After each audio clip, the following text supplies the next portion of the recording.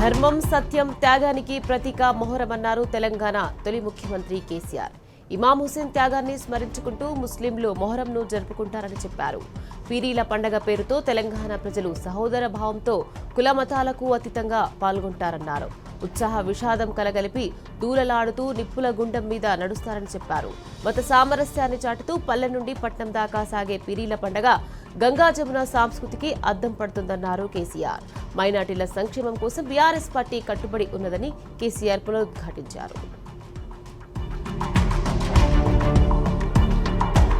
Revanth Reddy regular ముఖ్యమంత్రి కాదని renewal ముఖ్యమంత్రి అని బీఆర్ఎస్ వర్కింగ్ ప్రెసిడెంట్ కేటీఆర్ అన్నారు. ఇక రాష్ట్రంలో ఉన్న సంచులన్నీ ఢిల్లీకి మోసుకెళ్లడానికే చాలడం లేదని విమర్శించారు. రేవంత్ మాటల మనిషి మూటల మనిషి అని అన్నారు. మోసపూరిత మాటలు హామీలతో అన్ని వర్గాలను నిండా ముంచాలని దుయ్యబట్టారు. ప్రజలు ఇప్పుడు వాస్తవాలను గ్రహించారని కాంగ్రెస్ కు తగిన బుద్ధి చెప్పేందుకు సిద్ధమవుతున్నారని అన్నారు. ప్రజలు కోరుకున్న అభివృద్ధి ఇప్పుడు జరగడం లేదని విమర్శించారు. ఇక రానున్న రోజుల్లో కేసీఆర్ తిరిగి ముఖ్యమంత్రి కావడం ఖాయమన్నారు. ఇక భవిష్యత్తులో కార్యకర్తలకు తగిన గౌరవం ఇస్తామన్నారు. వారి సేవలను గుర్తిస్తామన్నారు. ఇక గతంలో జరిగిన పొరపాట్లను సరిదిద్దుకుంటామని హామీ ఇచ్చారు. కేసీఆర్ పాలన కాలంలో చేవెళ్ల నియోజకవర్గం తీరుతెన్నులు పూర్తిగా మారిపోయాయని మాజీ మంత్రి సబితా ఇంద్రారెడ్డి అన్నారు. గత ప్రభుత్వం హయాంలో మంజూరైన పనులు ఇప్పటికీ పూర్తి కాకపోవడం కాంగ్రెస్ పనితీరుకు నిదర్శనమని ఎద్దేవా చేశారు. చేవెళ్లలో ఎన్ని పనులు జరిగినా అదంతా కేసీఆర్ పుణ్యమేనని అన్నారు. మంచానికి పరిమితమైన ఓ యువకుని పట్ల మాజీ మంత్రి హరీష్ రావు దాతృత్వాన్ని చాటుకున్నారు. తండ్రి కూలీ పని, తల్లి బీడీలు చుడుతూ జీవనం సాగిస్తున్న కుటుంబానికి హరీష్ రావు పెద్దన్నగా మారి మానవత్వాన్ని చూపారు. ప్రమాదవశాత్తు కాలు విరిగిన యువకునికి 5 లక్షల రూపాయలతో కృత్రిమ కాలు అందించి కుటుంబానికి ఆర్థిక భరోసానిచ్చారు. సిద్దిపేట జిల్లా పెద్దకోడూరు గ్రామానికి చెందిన యువకుడు రంజిత్ పట్ల పెద్ద మనసుతో తన ఉదారతను చాటుకున్నారు. తమ కుటుంబం ఎల్లప్పుడూ హరీష్ రావు పట్ల కృతజ్ఞతతో ఉంటుందని రంజిత్ తల్లిదండ్రులు అన్నారు. సిద్దిపేట పిల్లలు చదువుకునేందుకు తాను తెచ్చిన వెటర్నరీ కాలేజీని రేవంత్ రెడ్డి సిగ్గు లేకుండా కొడంగల్కు ఎత్తుకుపోయారన్నారు మాజీ మంత్రి హరీష్ రావు. సిద్దిపేటలో పర్యటించిన ఆయన 29వ వార్డులో బీఆర్ఎస్ పార్టీ కార్యాలయాన్ని ప్రారంభించారు. సిద్దిపేట అభివృద్ధిని చూసి ఓర్వలేకే ప్రభుత్వం కక్ష కట్టిందన్నారు. ఇక్కడ జరుగుతున్న శిల్పారామం, రంగనాయక సాగర్ లాంటి అభివృద్ధి పనులను ఈ కాంగ్రెస్ ప్రభుత్వం సగంలోనే ఆపివేసిందని ఫైర్ అయ్యారు. కాంగ్రెస్ వచ్చాక కొత్త స్కీమ్ ఏమీ రాలేదు, కానీ స్కామ్లు మాత్రం ఎక్కువయ్యాయని నిప్పులు జరిగారు. ఇటీవల అనారోగ్యంతో మృతి చెందిన నల్గొండ మండలం అన్నపర్తి గ్రామానికి చెందిన రిపోర్టర్ పాలకూరి శేఖర్ కుటుంబాన్ని మాజీ మంత్రి జగదీష్ రెడ్డి పరామర్శించారు. 3 లక్షల ఆర్థిక సహాయం అందజేశారు. శేఖర్ కుటుంబానికి అండగా ఉంటామని కుటుంబ సభ్యులకు ధైర్యం చెప్పారు. ఈ క్లిష్ట సమయంలో కుటుంబానికి అండగా నిలిచిన బీఆర్ఎస్ నేతలకు శేఖర్ కుటుంబ సభ్యులు కృతజ్ఞతలు తెలిపారు.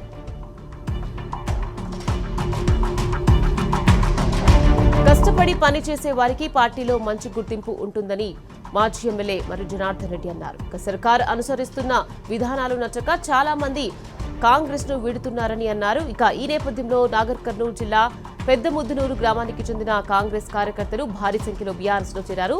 వారందరికీ గులాబీ కండువా కప్పి సాధారణంగా పార్టీలోకి ఆహ్వానించారు.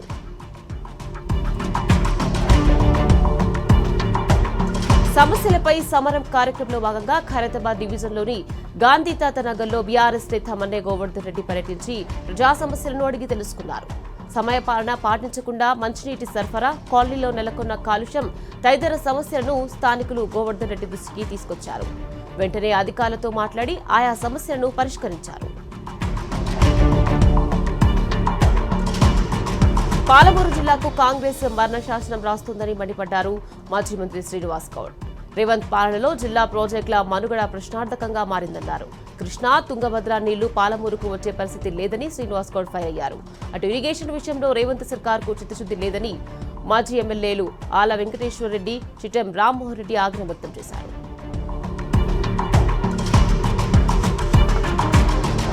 సింగరేణి చరిత్రలోనే తొలిసారి అధికారులు రోడ్డెక్కారు. సంస్థ యాజమాన్యంపై అధికారులు కన్నెర చేశారు. ఏళ్ల తరబడి పెండింగ్ లో ఉన్న సమస్యలను పరిష్కరించాలని డిమాండ్ చేస్తూ భూపాలపల్లి జీఎం కార్యాలయం ముందు నల్ల కండువాలతో నిరసన చేపట్టారు. 2006 నుంచి కోల్ ఇండియాలో పే ఆఫ్ గ్రేడేషన్ ఉన్నప్పటికీ సింగరేణిలో అమలు చేయడం లేదన్నారు. వెంటనే పీఆర్పీ చెల్లించి పెండింగ్ సమస్యలు పరిష్కరించాలని సింగరేణి అధికారులకు డిమాండ్ చేశారు. కాంగ్రెస్ ప్రభుత్వంపై తెలంగాణ శాసనమండలి ప్రధాన ప్రతిపక్ష నేత సిరికొండ మధుసూదనాచారి ఫైర్ అయ్యారు. హామీల అమలును మరచిన ప్రభుత్వానికి వ్యతిరేకంగా అన్ని వర్గాల ప్రజలు రోడ్డెక్కి నిరసన తెలుపుతున్నారని ఫైర్ అయ్యారు. బాగ్లింగంపల్లి సుందరయ్య విజ్ఞాన్ కేంద్రంలో నిర్వహించిన తెలంగాణ కార్మిక సమైక్య 6వ మహాసభలో ఆయన పాల్గొన్నారు. అసంఘటిత కార్మికులందరికీ ప్రభుత్వం భూమి కేటాయించి ఇల్లు నిర్మించి ఇవ్వాలని ఆయన డిమాండ్ చేశారు.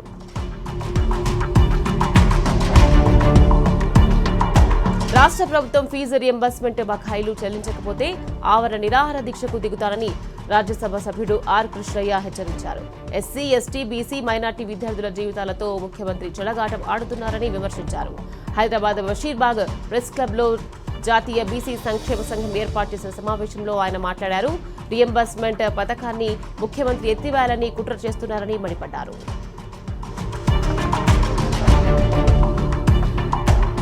బీఆర్ఎస్ ప్రధాన కార్యదర్శి ఆర్ఎస్ ప్రవీణ్ కుమార్ కు ప్రాణహాని ఉందని, ఆయనకు పూర్తి స్థాయిలో రక్షణ కల్పిస్తూ బుల్లెట్ ప్రూఫ్ కారు కేటాయించాలని Telangana BC, ST, minority contracts JAC అధ్యక్షుడు మందశ్యామ్ డిమాండ్ చేశారు. ఆయనకు ప్రస్తుతం ఉన్న భద్రతను తగ్గించాలని ప్రభుత్వం నిర్ణయించడాన్ని వ్యతిరేకిస్తూ హన్మకొండ కలెక్టరేట్ ఎదుట ఆందోళన నిర్వహించారు. ఆర్ఎస్ ప్రవీణ్ కుమార్ పై అనుచిత వ్యాఖ్యలు చేస్తే ఊరుకోబోమని హెచ్చరించారు. ఖమ్మం జిల్లాలో మరో దాష్టికానికి రేవంత్ ప్రభుత్వం ఒడిగట్టింది. మొన్న వెలుగుమట్ల, నిన్న రఘునాథపాలెం పేదల ఇండ్లను కూల్చడమే కాదు, బీఆర్ఎస్ ప్రభుత్వం పట్టాలు ఇచ్చిన స్థలాలను కూడా అన్యాయంగా స్వాధీనం చేసుకుంటుంది. ఇక అభివృద్ధి సాకుతో స్థలాలను ఆక్రమిస్తూ పేదలను నిరాశ్రయం చేస్తుంది. ఎలాంటి అవసరం లేకుండా 350 మంది పేదల ప్లాట్లను స్వాధీనం చేసుకోవడం ఇప్పుడు వివాదాస్పదంగా మారింది. బాధిత పక్షాన బీఆర్ఎస్ రంగంలోకి దిగి న్యాయం దక్కే వరకు అండగా నిలుస్తామని హామీనిచ్చింది. చెక్ పవర్ రద్దు నిర్ణయాన్ని ప్రభుత్వం వెంటనే వెనక్కి తీసుకోవాలని ఉప సర్పంచ్లు డిమాండ్ చేశారు. ఇందిరా పార్క్ వద్ద ఉప సర్పంచ్లు పెద్ద ఎత్తున మహాధర్నా నిర్వహించారు. ఎన్నికలప్పుడు హామీ ఇచ్చి ఇప్పుడు చెక్ పవర్ రద్దు చేసేందుకు ప్రభుత్వం కుట్ర చేసిందని వారు ఆరోపించారు. ఉప సర్పంచ్లకు 5,000, వార్డు మెంబర్లకు 3,000 గౌరవ వేతనం చెల్లించాలని డిమాండ్ చేశారు.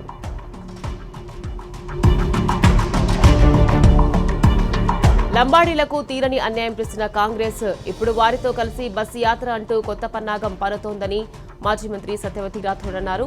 ఒకప్పుడు తెలంగాణలో లంబాడీలకు ఎస్టీ జాబితాలో చేర్చకుండా కుట్రలు పన్నింది కాంగ్రెస్ కాదా అని ఆమె ప్రశ్నించారు. కాంగ్రెస్ ను నమ్మితే నిండా మునిగిపోవడమేనని అన్నారు.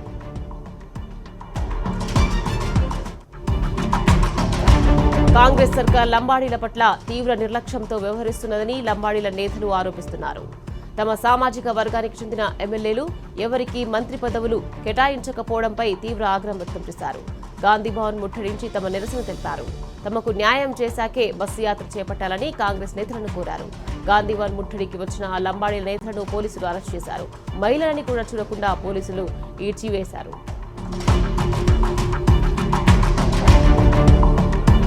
అంగన్వాడీ టీచర్ల విషయంలో ప్రభుత్వం అనుసరిస్తున్న వైఖరి సరైంది కాదని మాజీ ఎంపీ మాలోత్ కవిత అన్నారు. ప్రభుత్వ పథకాలను ప్రజల్లోకి తీసుకెళ్లడంలో వీరు ప్రధాన పాత్ర వహిస్తున్నారని, అలాంటిది వీరి జీవిత మధ్యాల విషయంలో ప్రభుత్వం పట్టించుకోవడం లేదని మండిపడ్డారు. వీరికి న్యాయం చేసింది కేసీఆర్ఏనని అన్నారు. ఎన్నికల విషయంలో అంగన్వాడీలకు ఇచ్చిన హామీలను అమలు చేయడం లేదని ఆగ్రహం వ్యక్తం చేశారు.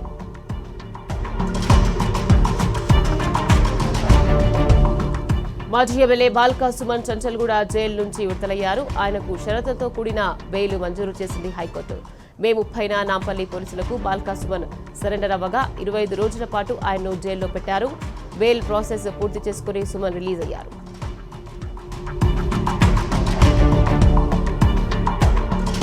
సింగరేణిలో స్కామ్ జరగకపోయి ఉంటే గనుల శాఖ మంత్రి వేగ్ను రాజీనామా చేసి ఉప ఎన్నికకు రావాలని ఛాలెంజ్ చేశారు బాల్కా సుమన్. సింగరేణిలో 40 లక్షల టన్నుల బొగ్గు మాయం కాకపోయి ఉంటే కోల్ బెల్ట్ కాంగ్రెస్ ఎమ్మెల్యేలు రాజీనామాకు సిద్ధమా అని సవాల్ విసిరారు.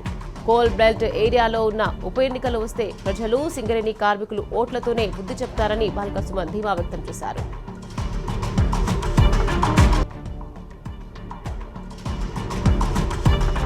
మహేశ్వరం మండల కేంద్రంలో నేడు నిర్వహించే నియోజకవర్గ స్థాయి బీఆర్ఎస్ సమావేశానికి పార్టీ వర్కింగ్ ప్రెసిడెంట్ కేటీఆర్ హాజరు కానున్నట్లు మహేశ్వరం బీఆర్ఎస్ నేతలు తెలిపారు. మాజీ మంత్రి సబితా ఇంద్రారెడ్డి అధ్యక్షతన జరిగే ఈ సమావేశంలో ఎస్ఐఆర్తో పాటు డిజిటల్ సభ్యత్వ నమోదు కార్యక్రమంపై దిశానిర్దేశం చేయనున్నారని తెలిపారు.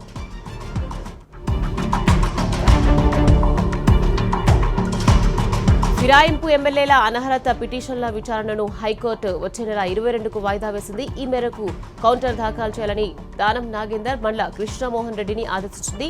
అనర్హత పిటిషన్లపై స్పీకర్ తీర్పు, ఇతర కాపీలను ధర్మాసనం ముందు ఉంచాలని సూచించింది.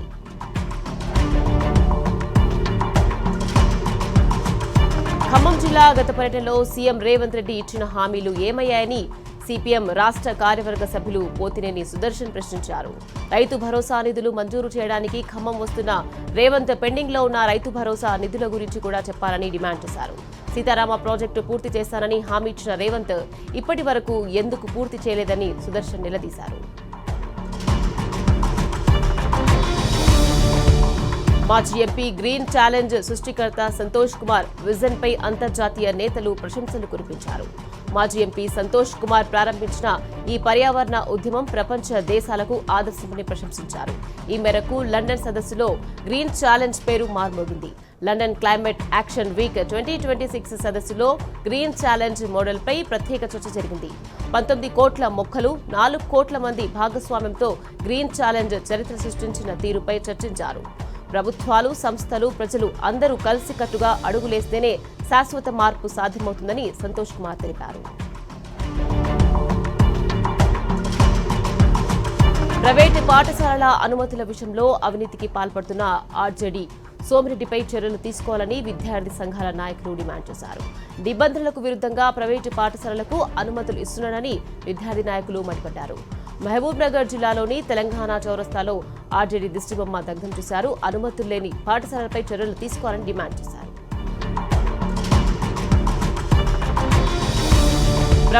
ప్రభుత్వ నిబంధనలకు విరుద్ధంగా పుస్తకాలు విక్రయిస్తున్న నారాయణ స్కూల్పై విద్యాశాఖ అధికారులు కొరడా జరిపించారు. విద్యార్థుల తల్లిదండ్రుల ఫిర్యాదుతో రంగంలోకి దిగిన హయత్ నగర్ ఎంఈఓ వనస్థలి హిల్స్లోని నారాయణ స్కూల్స్లో తనిఖీలు నిర్వహించారు. పాఠశాలలోని 2 గదుల్లో నిల్వహించిన పుస్తకాలను అధిక ధరలకు విక్రయిస్తూ విద్యార్థుల నుండి భారీ మొత్తంలో డబ్బులు దండుకుంటున్నారని గుర్తించారు. వెంటనే 2 గదులను ఎంఈఓ శ్రీనివాసులు సీజ్ చేశారు.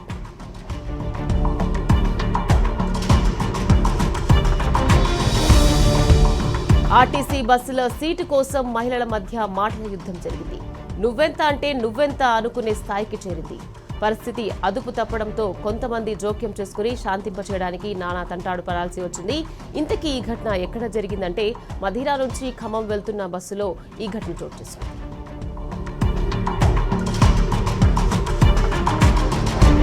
తెలంగాణను డ్రగ్స్ రహిత రాష్ట్రంగా తయారు చేయాలని పెద్దపల్లి ఈసీపీ రామ్రెడ్డి పిలుపునిచ్చారు. మాదక ద్రవ్యాల నియంత్రణపై గోదావరి ఖనిలోని జూనియర్ కాలేజీ విద్యార్థులకు నిర్వహించిన అవగాహన కార్యక్రమంలో ఆయన పాల్గొన్నారు. మత్తు పదార్థాల నివారణ, యువత భవిష్యత్తుపై ముద్రించిన వాల్ పోస్టర్ను ఆవిష్కరించారు. యువత డ్రగ్స్ కు అలవాటు పడితే భవిష్యత్తు నాశనమవుతుందని అన్నారు. డ్రగ్స్ కలిగి ఉండడం, రవాణా చేయడం, సేవించడం చట్టపరంగా నేరమని పేర్కొన్నారు. మంచిర్యాల జిల్లా జైపూర్ మండలం కుందారం గ్రామంలో లారీ యూనియన్ల మధ్య ఘర్షణ చోటు చేసుకుంది. ఒకరిపై ఒకరు పరస్పరం దాడులు చేసుకున్నారు. పలువురికి గాయాలయ్యాయి. పోలీసులు ఘటనా స్థలానికి చేరుకుని పరిస్థితిని అదుపులోకి తీసుకొచ్చారు. కేసు నమోదు చేసి దర్యాప్తు చేపట్టారు.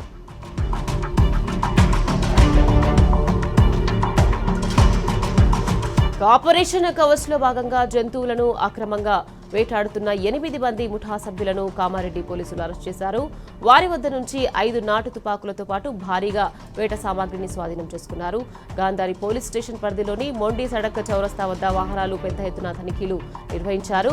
కాసంలో ద్విచక్ర వాహనంపై వచ్చిన 2 వ్యక్తులు పోలీసులను చూసి తప్పించుకొని వెళ్తున్న క్రమంలో వారిని వెంబడించి అదుపులోకి తీసుకున్నారు. విచారణలో వారి వద్ద నాటు తుపాకులు ఉపయోగించే వేట సామాగ్రి లభ్యమైనట్టు పోలీసులు తెలిపారు.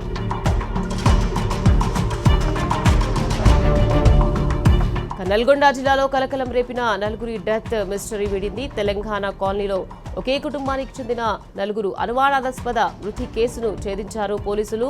మృతురాలు హసీనాకు గతంలో 2 పెళ్లిళ్లు జరగా మొదటి భర్త కూతురు అల్లుడు కలిసి హత్య చేయించినట్లు నిర్ధారించారు.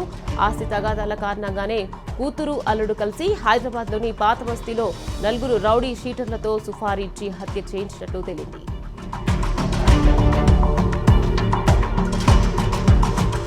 జలమండలి విజిలెన్స్ విభాగ ఆధ్వర్యంలో ఖైరతాబాద్ జోన్ పరిధిలోని పలు ప్రాంతాల్లో అక్రమ మోటార్లపై ప్రత్యేక తనిఖీలు నిర్వహించారు. ఈ తనిఖీల్లో అక్రమంగా వినియోగిస్తున్న మొత్తం 11 అక్రమ మోటార్లను గుర్తించి స్వాధీనం చేసుకున్నారు. నల్లాలకు మోటార్లు బిగించి పట్టుబడితే జలమండలి నిబంధనల ప్రకారం చర్యలు తీసుకుంటామని, మోటార్లు సీజ్ చేస్తామని అధికారులు తెలిపారు. రెండోసారి మోటార్లు బిగిస్తే 5,000 రూపాయలు జరిమానా విధించి కేసులు నమోదు చేస్తామన్నారు.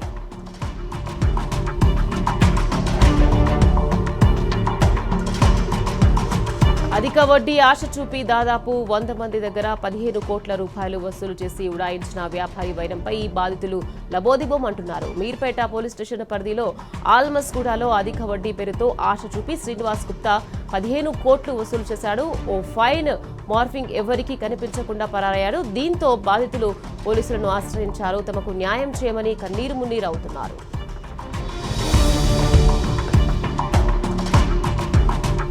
సంగారెడ్డి జిల్లాలో గంజాయి కలకలం సృష్టించింది. అమీన్పూర్ ఎక్సైజ్ శాఖ అధికారులు ఆకస్మిక దాడుల్లో 2 వ్యక్తుల నుంచి కేజీన్నరకు పైగా ఎండు గంజాయిని పట్టుకున్నారు. పశ్చిమ బెంగాల్కు చెందిన నిందితులు షేక్ రుమీల్, అమీన్, షేక్ ముజామ్మీల్ ఇస్లాంలను పోలీసులు అదుపులోకి తీసుకుని రిమాండ్కు తరలించారు. వీరి నుంచి 1 కేజీ 560 గ్రాముల గంజాయిని, 2 మొబైల్ ఫోన్లను స్వాధీనం చేసుకున్నారు పోలీసులు.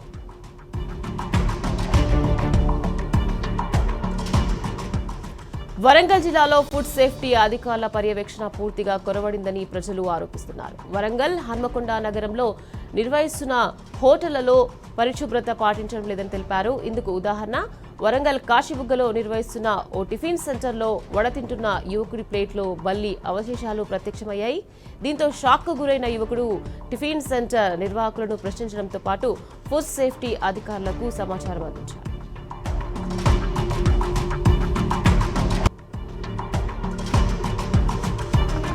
నాగర్ కర్నూలు జిల్లాలో ఘోర రోడ్డు ప్రమాదం జరిగింది. తెలకలపల్లి మండలం గౌరెడ్డిపల్లి సమీపంలో ఎదురెదురుగా వస్తున్న 2 బైకులు ఢీకొట్టడంతో 2 యువకులు అక్కడికక్కడే మృతి చెందారు. మృతిలో తెలకలపల్లికి చెందిన కానిస్టేబుల్ జగన్తో పాటు భీముడు అనే యువకుడు ఉన్నారు. ప్రమాద తీవ్రత ఎక్కువగా ఉండడంతో 2 తీవ్ర రక్తస్రావానికి గురై ఘటనాస్థలంలోనే ప్రాణాలు కోల్పోయారు. ఖమ్మం జిల్లా వేంసూరు మండలం లింగపాలెం సమీపంలోని గ్రీన్ఫీల్డ్ జాతీయ రహదారిపై భారీ ప్రమాదం చోటు చేసుకుంది. హైదరాబాద్ నుంచి రాజమండ్రి వెళ్తున్న టయోటా కారు టైర్ పేలిపోవడంతో కారు అదుపు తప్పి టైరింగ్ ఢీకొట్టింది. అనంతరం ఒక్కసారిగా మంటలు అంటుకోవడంతో కారు పూర్తిగా దగ్ధమైంది. అయితే కారులో ఉన్న 7 సురక్షితంగా బయటపడడంతో పెను ప్రమాదం తప్పినట్టయింది. సికింద్రాబాద్ లో అగ్ని ప్రమాదం జరిగింది. స్వప్నలో కాంప్లెక్స్ పక్కనున్న సూర్యకిరణ్ బిల్డింగ్ మొదటి అంతస్తులో మంటలు చెలరేగాయి. అగ్నిమాపక సిబ్బంది ఘటనాస్థలానికి చేరుకుని మంటలను అదుపులోకి తీసుకొచ్చేందుకు ప్రయత్నించారు. షార్ట్ సర్క్యూట్ తో మంటలు చెలరేగినట్లు ఫైర్ సిబ్బంది చెబుతున్నారు. ఆదిలాబాద్ జిల్లా గుడిహత్నూర్ మండలం డోంగార్ వద్ద ఆర్టీసీ బస్సులో ఒక్కసారిగా పొగలు వ్యాపించడంతో ప్రయాణికులు తీవ్ర భయాందోళనకు గురయ్యారు. ఇక ప్రమాద సమయంలో బస్సులో 30 మంది వరకు ప్రయాణికులున్నారు. ఆర్టీసీ బస్సు ఆదిలాబాద్ నుండి నిర్మల్ వెళ్తుండగా ఈ ఘటన చోటు చేసుకుంది.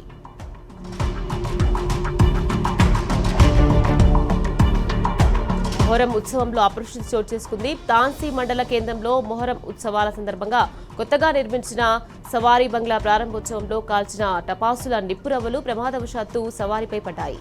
దీంతో కాగితపు పూలకు మంటలు అంటుకున్నాయి. గమనించిన స్థానికులు వెంటనే స్పందించి మంటలను అదుపు చేయడంతో పెద్ద ప్రమాదం తప్పింది. ఇక ఈ ఘటనపై సవారీపై వస్త్రాలు స్వల్పంగా కాలిపోయాయి.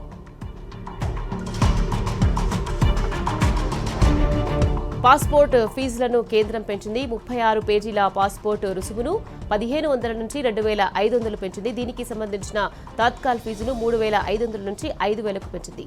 60 పేజీల పాస్పోర్ట్ ఫీజును 2,000 నుంచి 3,500కు పెంచింది. ఇందుకు సంబంధించిన తాత్కాల్ ఫీజును 4,000 నుంచి 6,000కు పెంచింది. అయితే పెంచిన ఫీజులు జూలై 1 నుంచి అమల్లోకి రానున్నాయి. పౌరసత్వ గుర్తింపు కోసం సేఫ్ గా భావించిన పాస్పోర్ట్ ను సైతం కేవలం ట్రావెల్ డాక్యుమెంట్ మాత్రమేనని, పౌరసత్వ గుర్తింపు ధృవీకరణ కాదని కేంద్రం తేల్చేయడంతో సర్వత్రా విమర్శలు వెలువెత్తుతున్నాయి. ఇప్పటికే Aadhaar, voter card, pan card వంటి డాక్యుమెంట్లను పౌరసత్వానికి గుర్తింపులు కాదని పక్కన పెట్టేసిన కేంద్రం ఇప్పుడు పాస్పోర్ట్ను సైతం ఇలా తేల్చేయడంపై ఎంఐఎం ఎంపీ అసదుద్దీన్ ఓవైసీ ఆగ్రహం వ్యక్తం చేశారు. పాస్పోర్టు కూడా పౌరసత్వం రుసువుగా చెల్లడంటూ కేంద్రం చేసిన ట్వీట్పై అసదుద్దీన్ మండిపడ్డారు. భవిష్యత్తులో పౌరసత్వానికి బీజేపీ సభ్యత్వ గుర్తింపు కార్డు ఒక్కటే ఉంటుందని ఓవైసీ ఎద్దేవా చేశారు.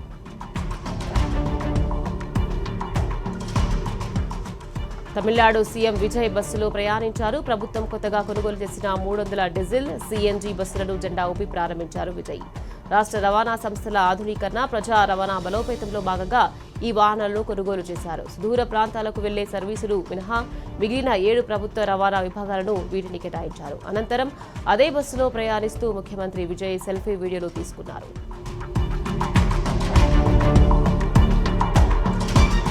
ఢిల్లీలో భారీ వర్షాలు కురుస్తున్నాయి. భారీ వర్షాలతో పలు ప్రాంతాలు జలదిగ్బంధంలో చిక్కుకున్నాయి. రోడ్లపై నీరు నిలిచి వాహనాల రాకపోకలకు అంతరాయం ఏర్పడింది. మరోవైపు రాగల 3 రోజుల పాటు భారీ నుంచి అతి భారీ వర్షాలు కురుస్తాయని పేర్కొంది ఐఎండీ. ఉరుములు, మెరుపులు, వడగళ్లు గంటకు 100 కిలోమీటర్ల వేగంతో ఈదురుగాలులు వీస్తాయని హెచ్చరించింది.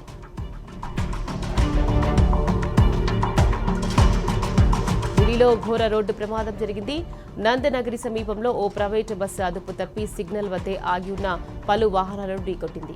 ఈ ఘటనలో 5గురు మరణించగా పలువురు తీవ్రంగా గాయపడ్డారు. వెంటనే సహాయక చర్యలు చేపట్టిన పోలీసులు బాధితులను స్థానిక హాస్పిటల్కు తరలించారు. అయితే గాయపడిన వారిలో 2 పరిస్థితి విషమంగా ఉన్నట్లు తెలిపారు.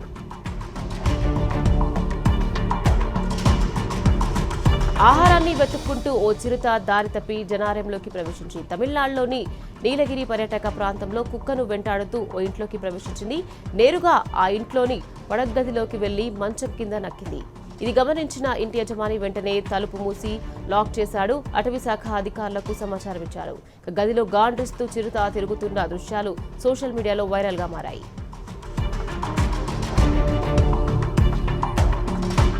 వెనజులాలో వరుసగా భూకంపాలు విధ్వంసాన్ని సృష్టిస్తున్నాయి.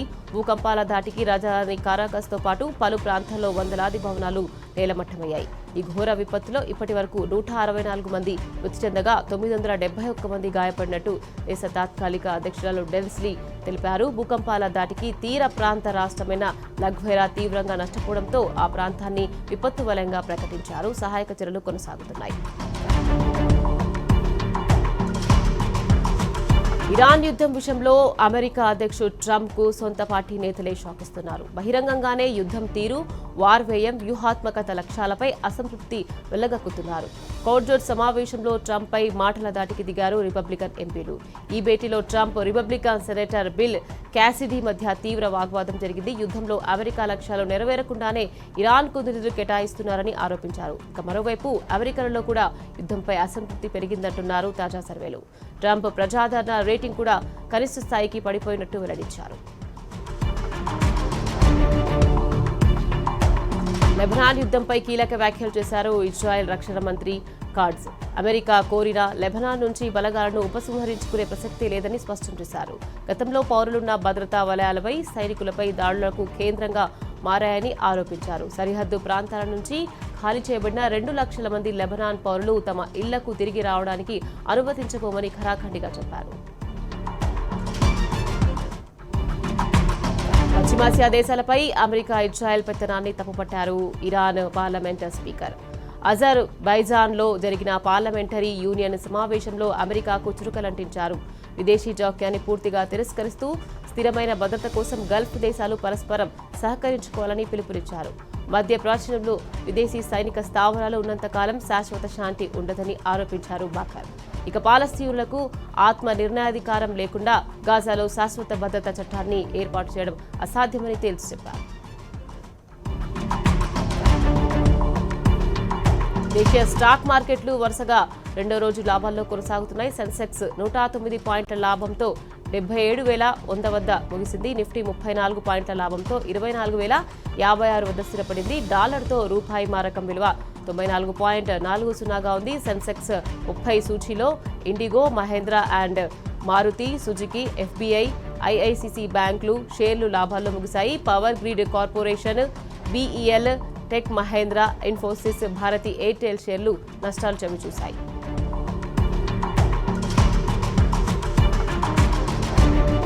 బంగారం మరింత దిగొచ్చింది. అంతర్జాతీయ పరిమాణంతో గోల్డ్ రేటు పడిపోయింది. దీంతో వరుసగా మూడో రోజు పసిడి ధరలు తగ్గాయి. ఇవాళ 24 క్యారెట్ల బంగారం ఏకంగా 2,780 రూపాయలు తగ్గి 1,40,130 రూపాయలకు చేరింది. మరోవైపు 22 క్యారెట్ల బంగారం ధర 2,550 రూపాయలు తగ్గి 1,28,450 రూపాయల వద్ద ఉంది. అటు వెండి ధర కూడా తగ్గింది. ప్రస్తుతం కిలో ధర 2,39,900 రూపాయలకు చేరింది. ఇక రాబోయే రోజుల్లో పసిడి ధరలు మరింత తగ్గుతాయని నిపుణులు అంచనా వేస్తున్నారు. మహిళల టీ20 ప్రపంచ కప్లో సెమీస్ ఆశల్ని భారత మహిళల జట్టు నిలబెట్టుకుంది. ఖచ్చితంగా గెలవాల్సిన మ్యాచ్లో బంగ్లాదేశ్ను వణికించింది. 137 పరుగుల ఛేదనలో ఓపెనర్ షఫాలి వరుద్ రికార్డు అర్ధశతకంతో కదం తొక్కి జెమిమా రోడిన్స్ ధన్ ఆటతో లక్ష్యాన్ని కలిగించింది. అనుభవజ్ఞులైన జెమిమా విధ్వంసకర ఆటతో బంగ్లా ఓటమి ఖాయం చేసింది. ఫలితంగా సెమీస్ రేసులో అవసరమైన 2 కీలక పాయింట్లు లభించాయి.